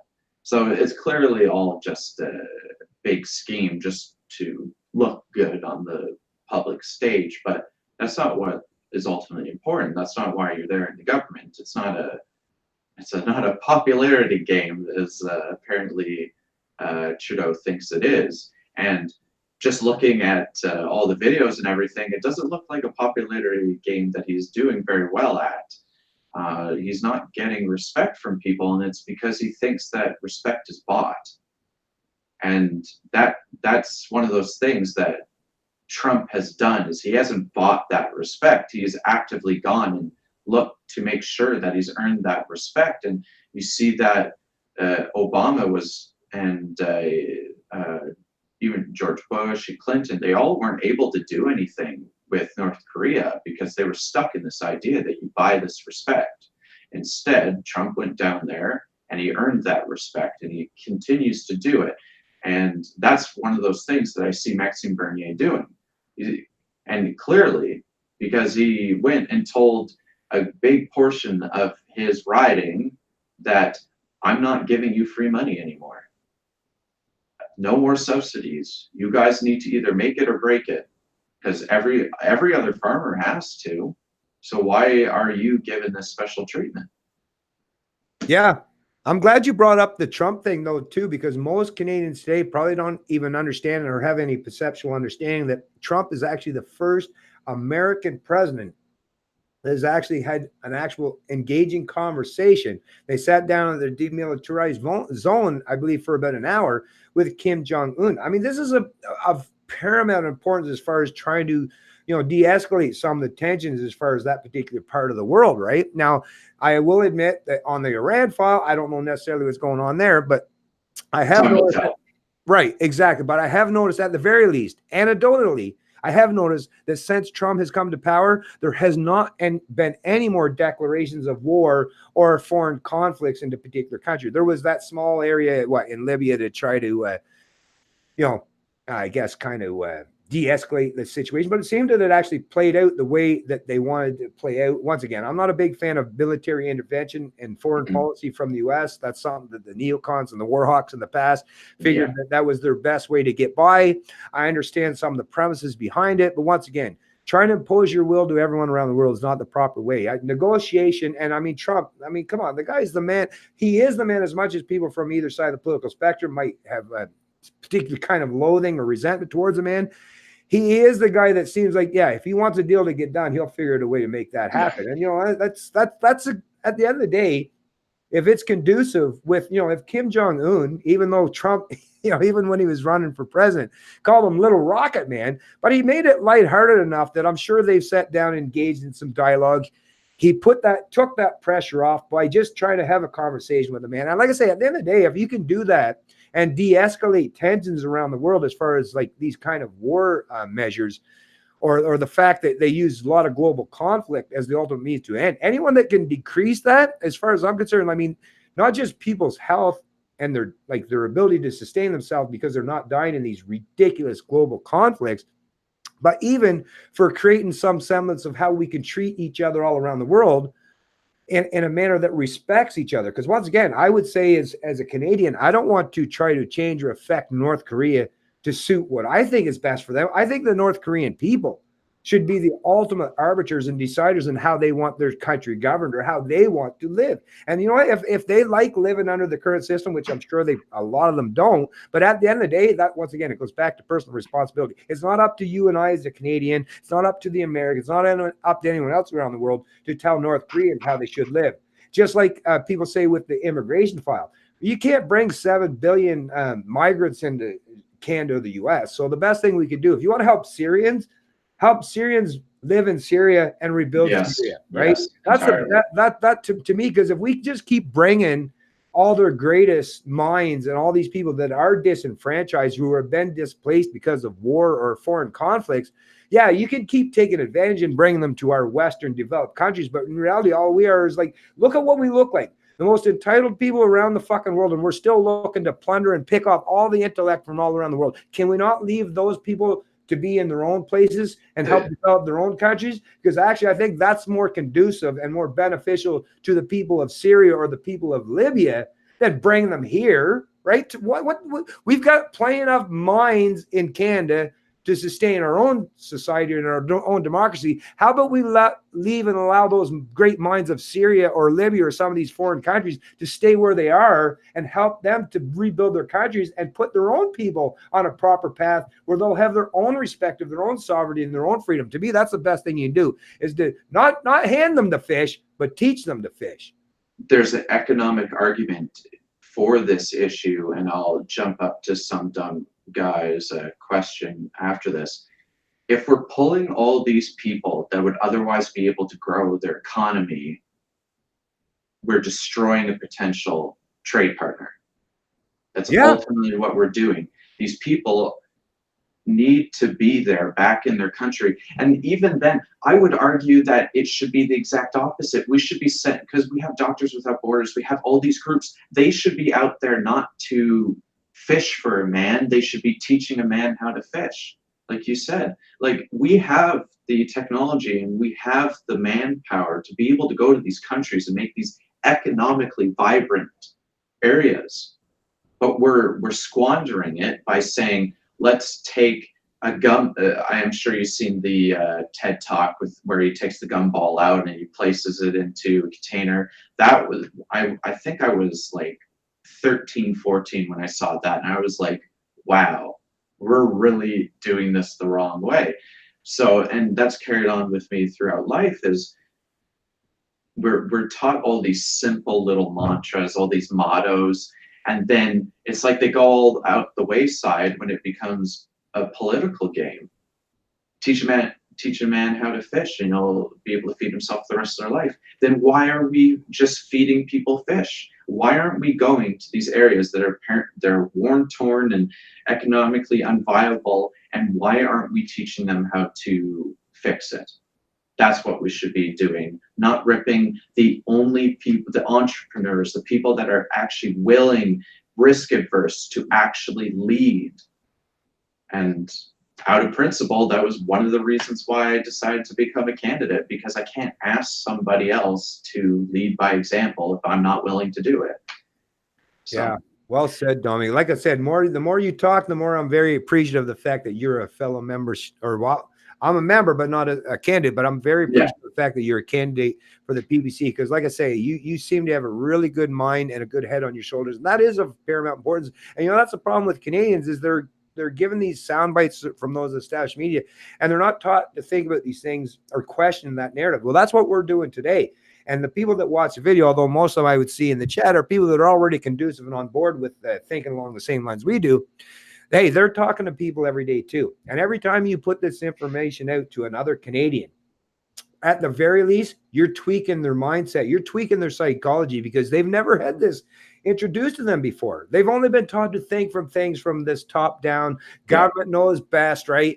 But the minute you, like I say, the minute you place that little bit of something in their mind where they're questioning that narrative, then they'll go with that. Because not just Canadians, it's not just a Canadian thing. I think most humans are more than willing to think about things properly, but you have to create the construct where they're actually have that capacity and that ability. And that's what we're benefiting from in the age of information, is we no longer have to rely on this top-down, one-sided kind of approach, or this single type of a narrative where, yes, us Western, powers such as Canada, U.S., we just have to look down upon all these poor people around the world and they need our help. No, that's like when I was raising my kids. If I raised my kids to think that, oh, you're never going to be nothing without me, without your dad taking care of you forever and for eternity, well, you're just never going to be nothing. You need me to hand up rather than a hand out. Like, no, that's the wrong way.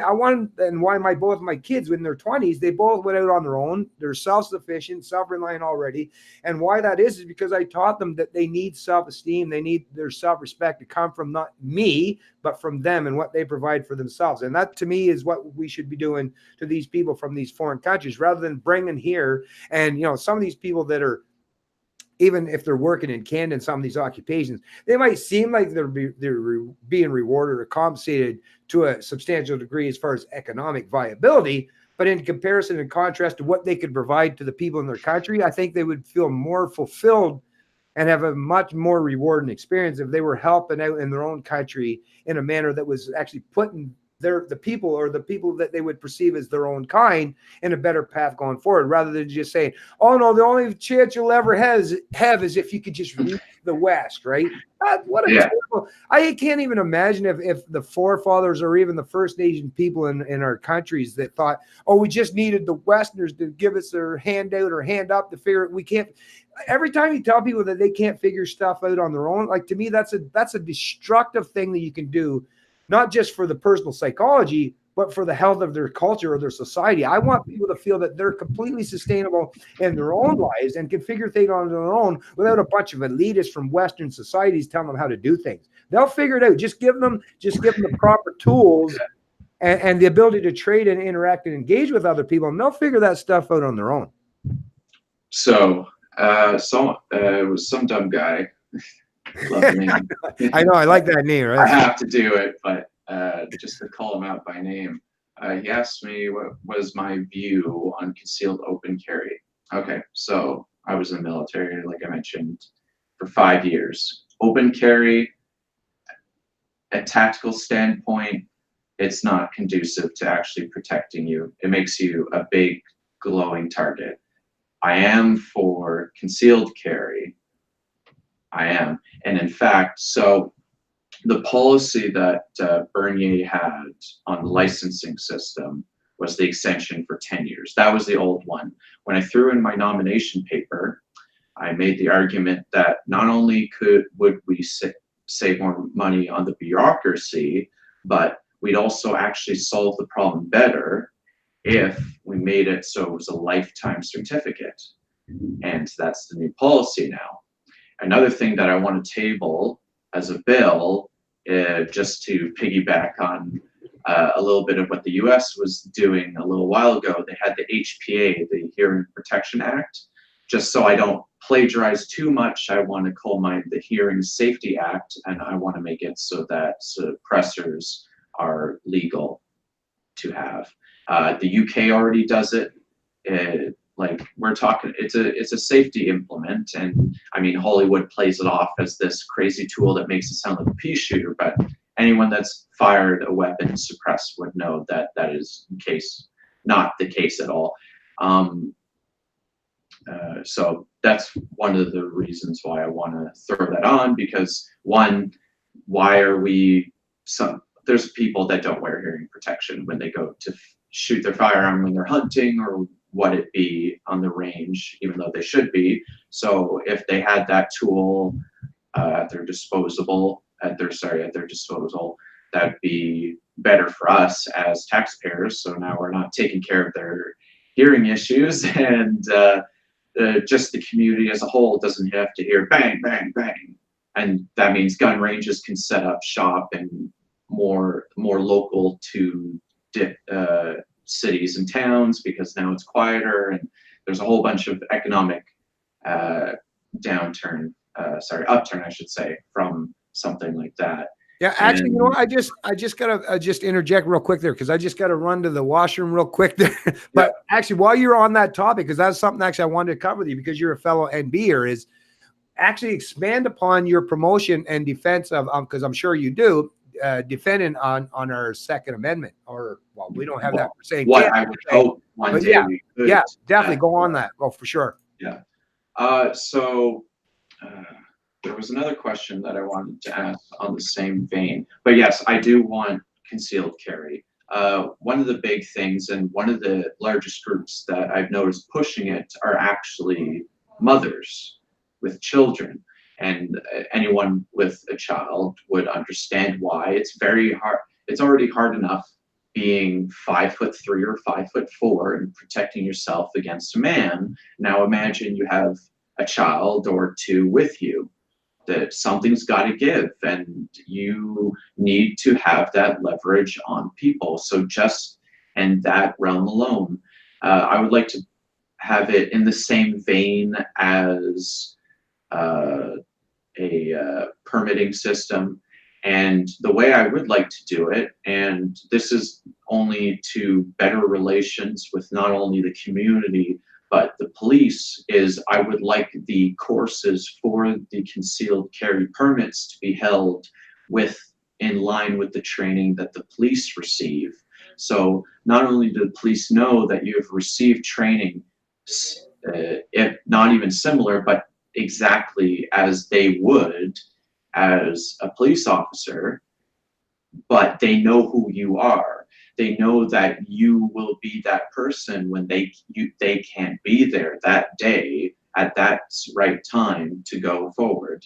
Oh, obviously no gun registry. And that's something that, like I said, that's where that audit comes from, is those things. We don't know exactly what's being kept behind Parliament. Just to keep off to piggyback, like I said, off of Ruth there, is if we don't do this audit as a country and let the populace know exactly where our government is, then we don't know where square one is. We don't know how to go forward. I know a great many of a good police officer, so I wouldn't put them in that vein. The majority of police officers want to do good by you. And I can say that personally. I have family, friends, police officers, a lot of people I worked with in the military, a lot of reservists in the military were police officers. So I wouldn't throw this thing under them that they don't want the best for you. There's definitely bureaucratic groups within the policing world that like to look at it like this. Like RCMP is about to get a union, if they haven't already. that there was a lot of, I have family in the RCMP. They didn't want that. They don't want that at all, because they want the best police officer out there for, it's the same way that I look at public service. They want to be the best person they can be. Yes, there's going to be crappy people out there. I know. I've met them. Everyone has. Everyone's met a bad person before. But I don't think it's fair to blanket an entire group. Well, this is one area I think we would have to disagree, but only reason why I actually agree with you completely in the fact that each person is an individual and has their own way of doing it. But even in my circumstance, in my situation where I was charged with impaired driving by having a few beer on my four-wheeler, and I lived in the sticks. I'm not sure if you're familiar with the Boys Town area, but yeah, you're like an hour drive. Like you're in the sticks, man. Like other than I'm surprised there was only a few beer, if I'm going to be honest. Yeah, no, exactly. And actually, I would even admit there's been many other alternative times where actually I would have had a lot more than that. Exactly. But that day I actually happened to be going down to. I was a moderator for a site called 450r.org for those race machines, and I was taking pictures of the train bridge down in Doketown. Anyways, to make the long story short, the problem I find with officers today is the state now has become so much of, at least police officers in the past, because they gained their morality predominantly from their religious institutions. They knew to separate the difference between what genuine morality was and what just following orders. The law was, yes. Right. And this is my biggest problem, is because even that gentleman, that officer, now I'll admit he was young. He was 24 years old. He's 6-7 months on the job, I believe. So he was one of these guys that were, but still, he should at least have the wherewithal and understand that just because the law allows you to charge someone with impaired under particular, paradigm that's been set out now. Yes. Because it's so arbitrary. Like I say, because even the measure of impairment, they'll say like 0.08 or 0.05. But the problem with people that are the enforcers of the state now is they're not taught to think objectively about anything. It's just about following through with the orders. And as we've seen time again, is people are just willing to follow through with orders. Well, I think actually what that officer did that day, I don't think he personally had any vendetta against me, but he caused way more harm to not just me, but actually caused more harm to even that community by following through the orders without using his own independent mind. My problem is not necessarily with the person per se, is their ability, because most of the people that are being charged with crimes today, there's no victim. And actually, if these law enforcement officers understood, English common law based on the historical precedent, they'd be like, wait a minute, no, there should be a victim in order for someone to be deemed a criminal. But today, because the laws are so arbitrary, well, now I can be deemed as a man in 40 years old who've never, I wouldn't go out to cause harm to anyone. But I'm a criminal now because by sheer fact the government has arbitrated and mandated that if you have a few beer and you meet or exceed a particular level, that you're not only you're a criminal, but they even suggest you're impaired. But once again, if a person had the ability to actually challenge that, which we don't, because they just go by the arbitrary number, I'd be able to say, well, listen, not only do I have 1 million+ miles under my belt of driving long haul truck driving, I did 8 months in New York City, which very few New Brunswickers were ever willing to do. And I could do a wheelie on a four-wheeler 80 mile an hour for miles on end. Yeah. But once again, I'm measured against this arbitrary number that some maybe frail lady of 95 pounds that had the same amount of beer as me, she might be impaired. Who knows? I can't say, but if she lacks actual genuine driving experience or competence. But once again, why should I be measured under those same kind of arbitrary numbers without dealing with who I am as a person and my level of competency and what my actual activity was? Once again, I was on an ATV in the trails in the woods. I wasn't driving my car on the road. So what I found the problem is, and like I say, I don't hate all police officers, but I will do is, like I would do with anyone, is I want you to hold yourself to a proper standard. If you're going to be someone that's part and parcel of law enforcement or a police officer in this country, well, you should remain more objective in your standards and principles and not just go along to get along. But I get it. It's very hard to challenge your authority because of the size and scope of government these days. So the first officer that steps up and say, no, I'm not going to screw Bennett over like that. chances are, and this is the sad reality, is he'd probably be fired or placed on death duty, or what, the guy that goes out and puts tickets on people's car, right? So Yeah. I get but the problem is the incentive structure, right? So I'm not blaming particular officers. I get that the incentive structures are wrong, but once again, the way we're going to change it is getting more and more of these officers saying, no, I'm not going to go along with that, right? Yeah. So like I say, I don't ever want police officers out there, even though I've done videos that have pushed back against some of the things they do today. It's not that I hate them as an individual or that I'm against them and what they do is their duty as far as protecting society. The problem is they have to at least be more conducive and respect the fact that while a lot of times what they're doing isn't protecting society, you're actually causing a lot of harm to society for the benefit of some pretense of safety and security that will never actually come to fruition. Because the criminal with the gun or the guy that's drunk and inebriated out of his mind in the car, those fuckers don't give a shit about the laws. I do, right? Which is why even when I was charged criminally and I went through all that thing, I made sure I restricted myself after that because I'm a law-abiding citizen. Yes. I was like, oh, I got to be the good boy and not do these. But once again, I don't think they actually created a more healthier or safety society by screwing my life, my livelihood. So I just want to get back to, once again, it comes back to personal responsibility and not just being a mindless order follower. So if you're a law enforcement officer in Canada or even a military man, I've got lots of friends that were military people, and you obviously being from the area you're on, Gagetown is not that far away. You know, I'm sure you probably know a lot of people from Gagetown yourself. Yes. Right. And I love a lot of these guys. Some of these guys are some of the best people you'll ever meet, but even they would agree with me. Now, they wouldn't do it on camera, but they would agree with me that no, there's too many things that they use top-down authoritarianism to impose on people and restricts these people ability to challenge their authority. That's the thing that comes back to me at the end of the day is let's get our military people and those in law enforcement or police officers to be more predisposed to challenge that authority rather than just go along to get their paycheck. Yeah.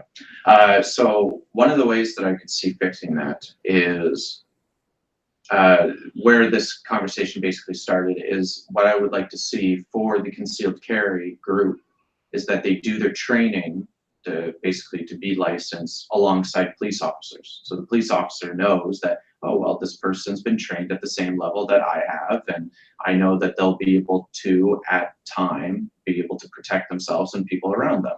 So I'm not going to be concerned that it's just Joe Blow with a gun going around. It makes them, while it's more of a social paradigm and it's not really conducive to the actual statistics, they'll know that, at least feel better about the situation.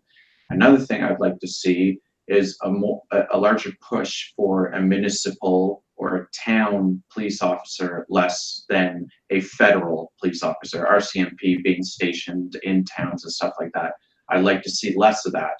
So they're not thinking of themselves as this big nation police and more of a, I'm part of the community, I wanted to live here, and I want to make sure people are safe.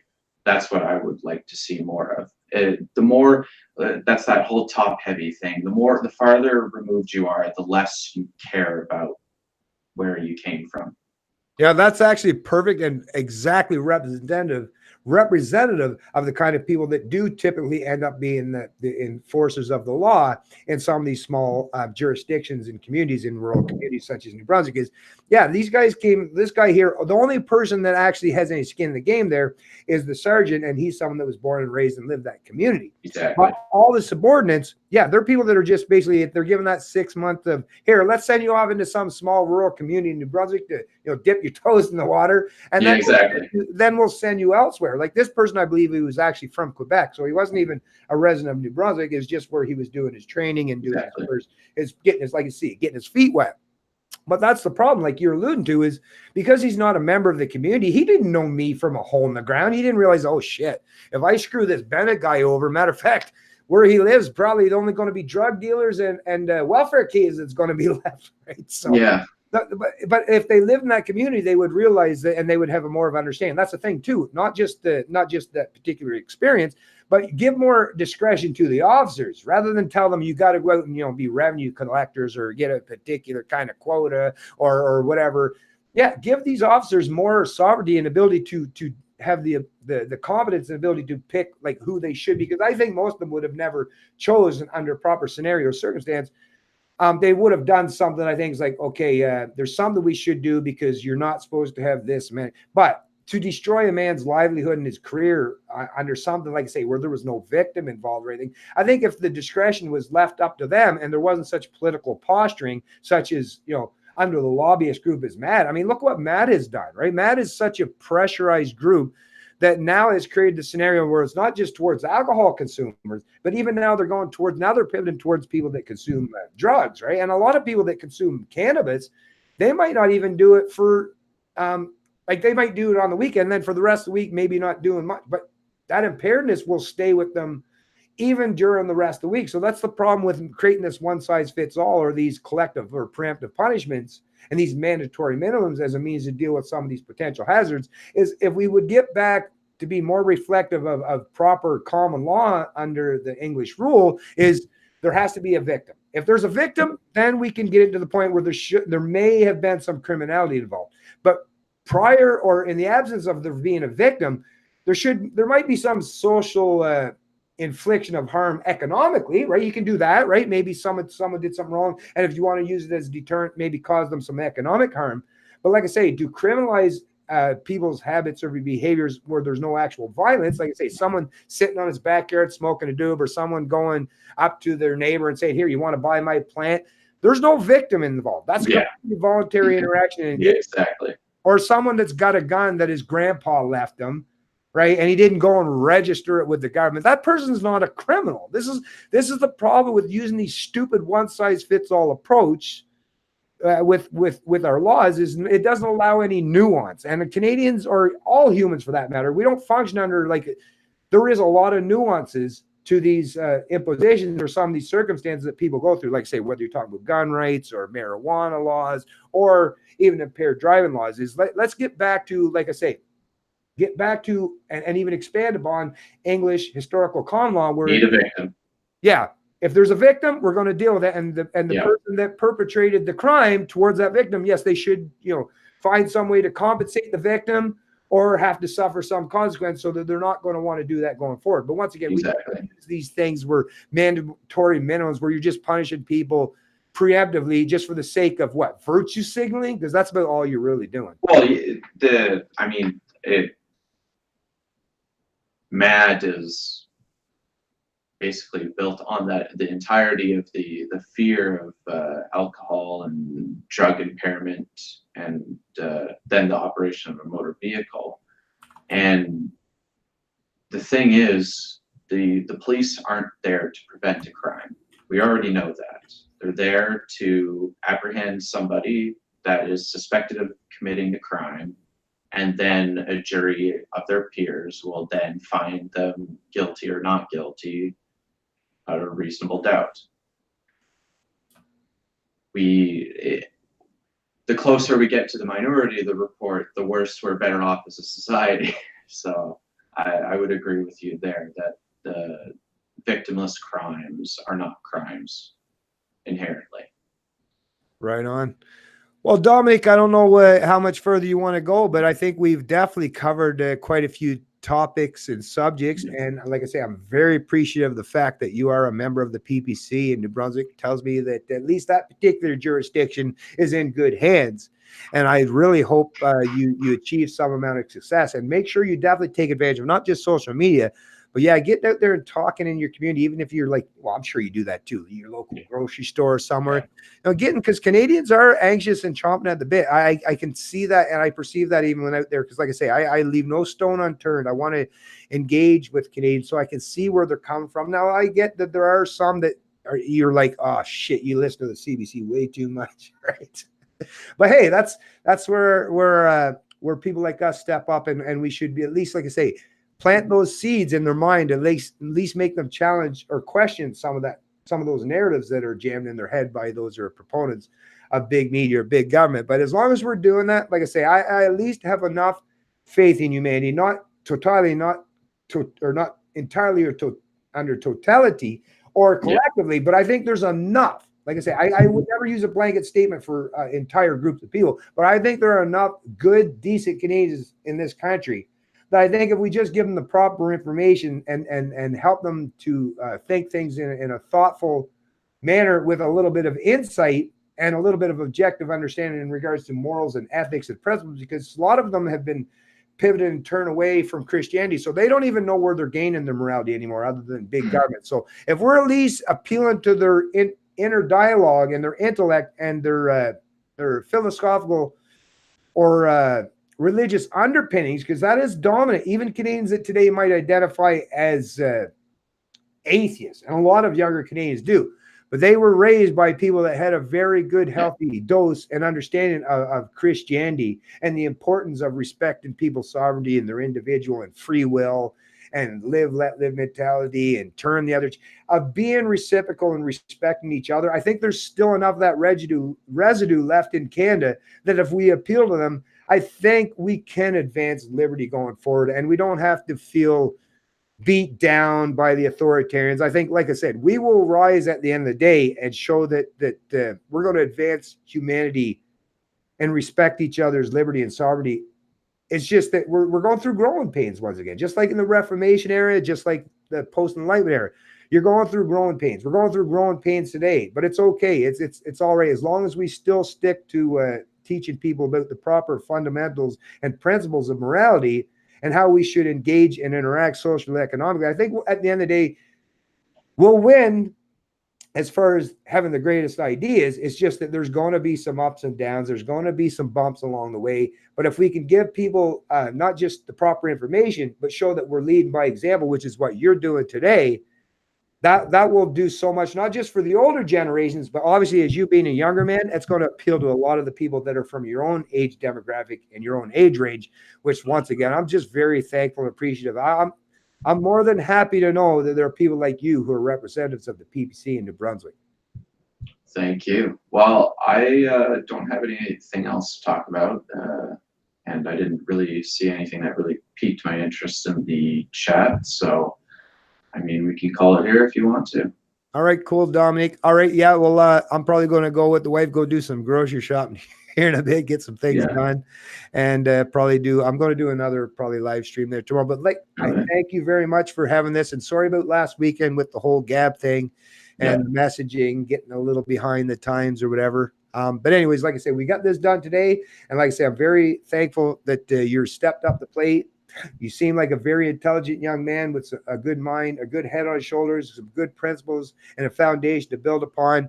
And the future should be looking bright to you. And I definitely support you. And I'm sure a lot of other New Brunswickers and other Canadians do as well. So you have yourself a great weekend. You have yourself a great Canada Day tomorrow. You too. And PPC 2019 hashtag. Yeah. Well, I have to go and be a father. So, thank you, everyone, for taking your time to listen to my principled ideas and more of a use look at currently how Canada is moving. Right on.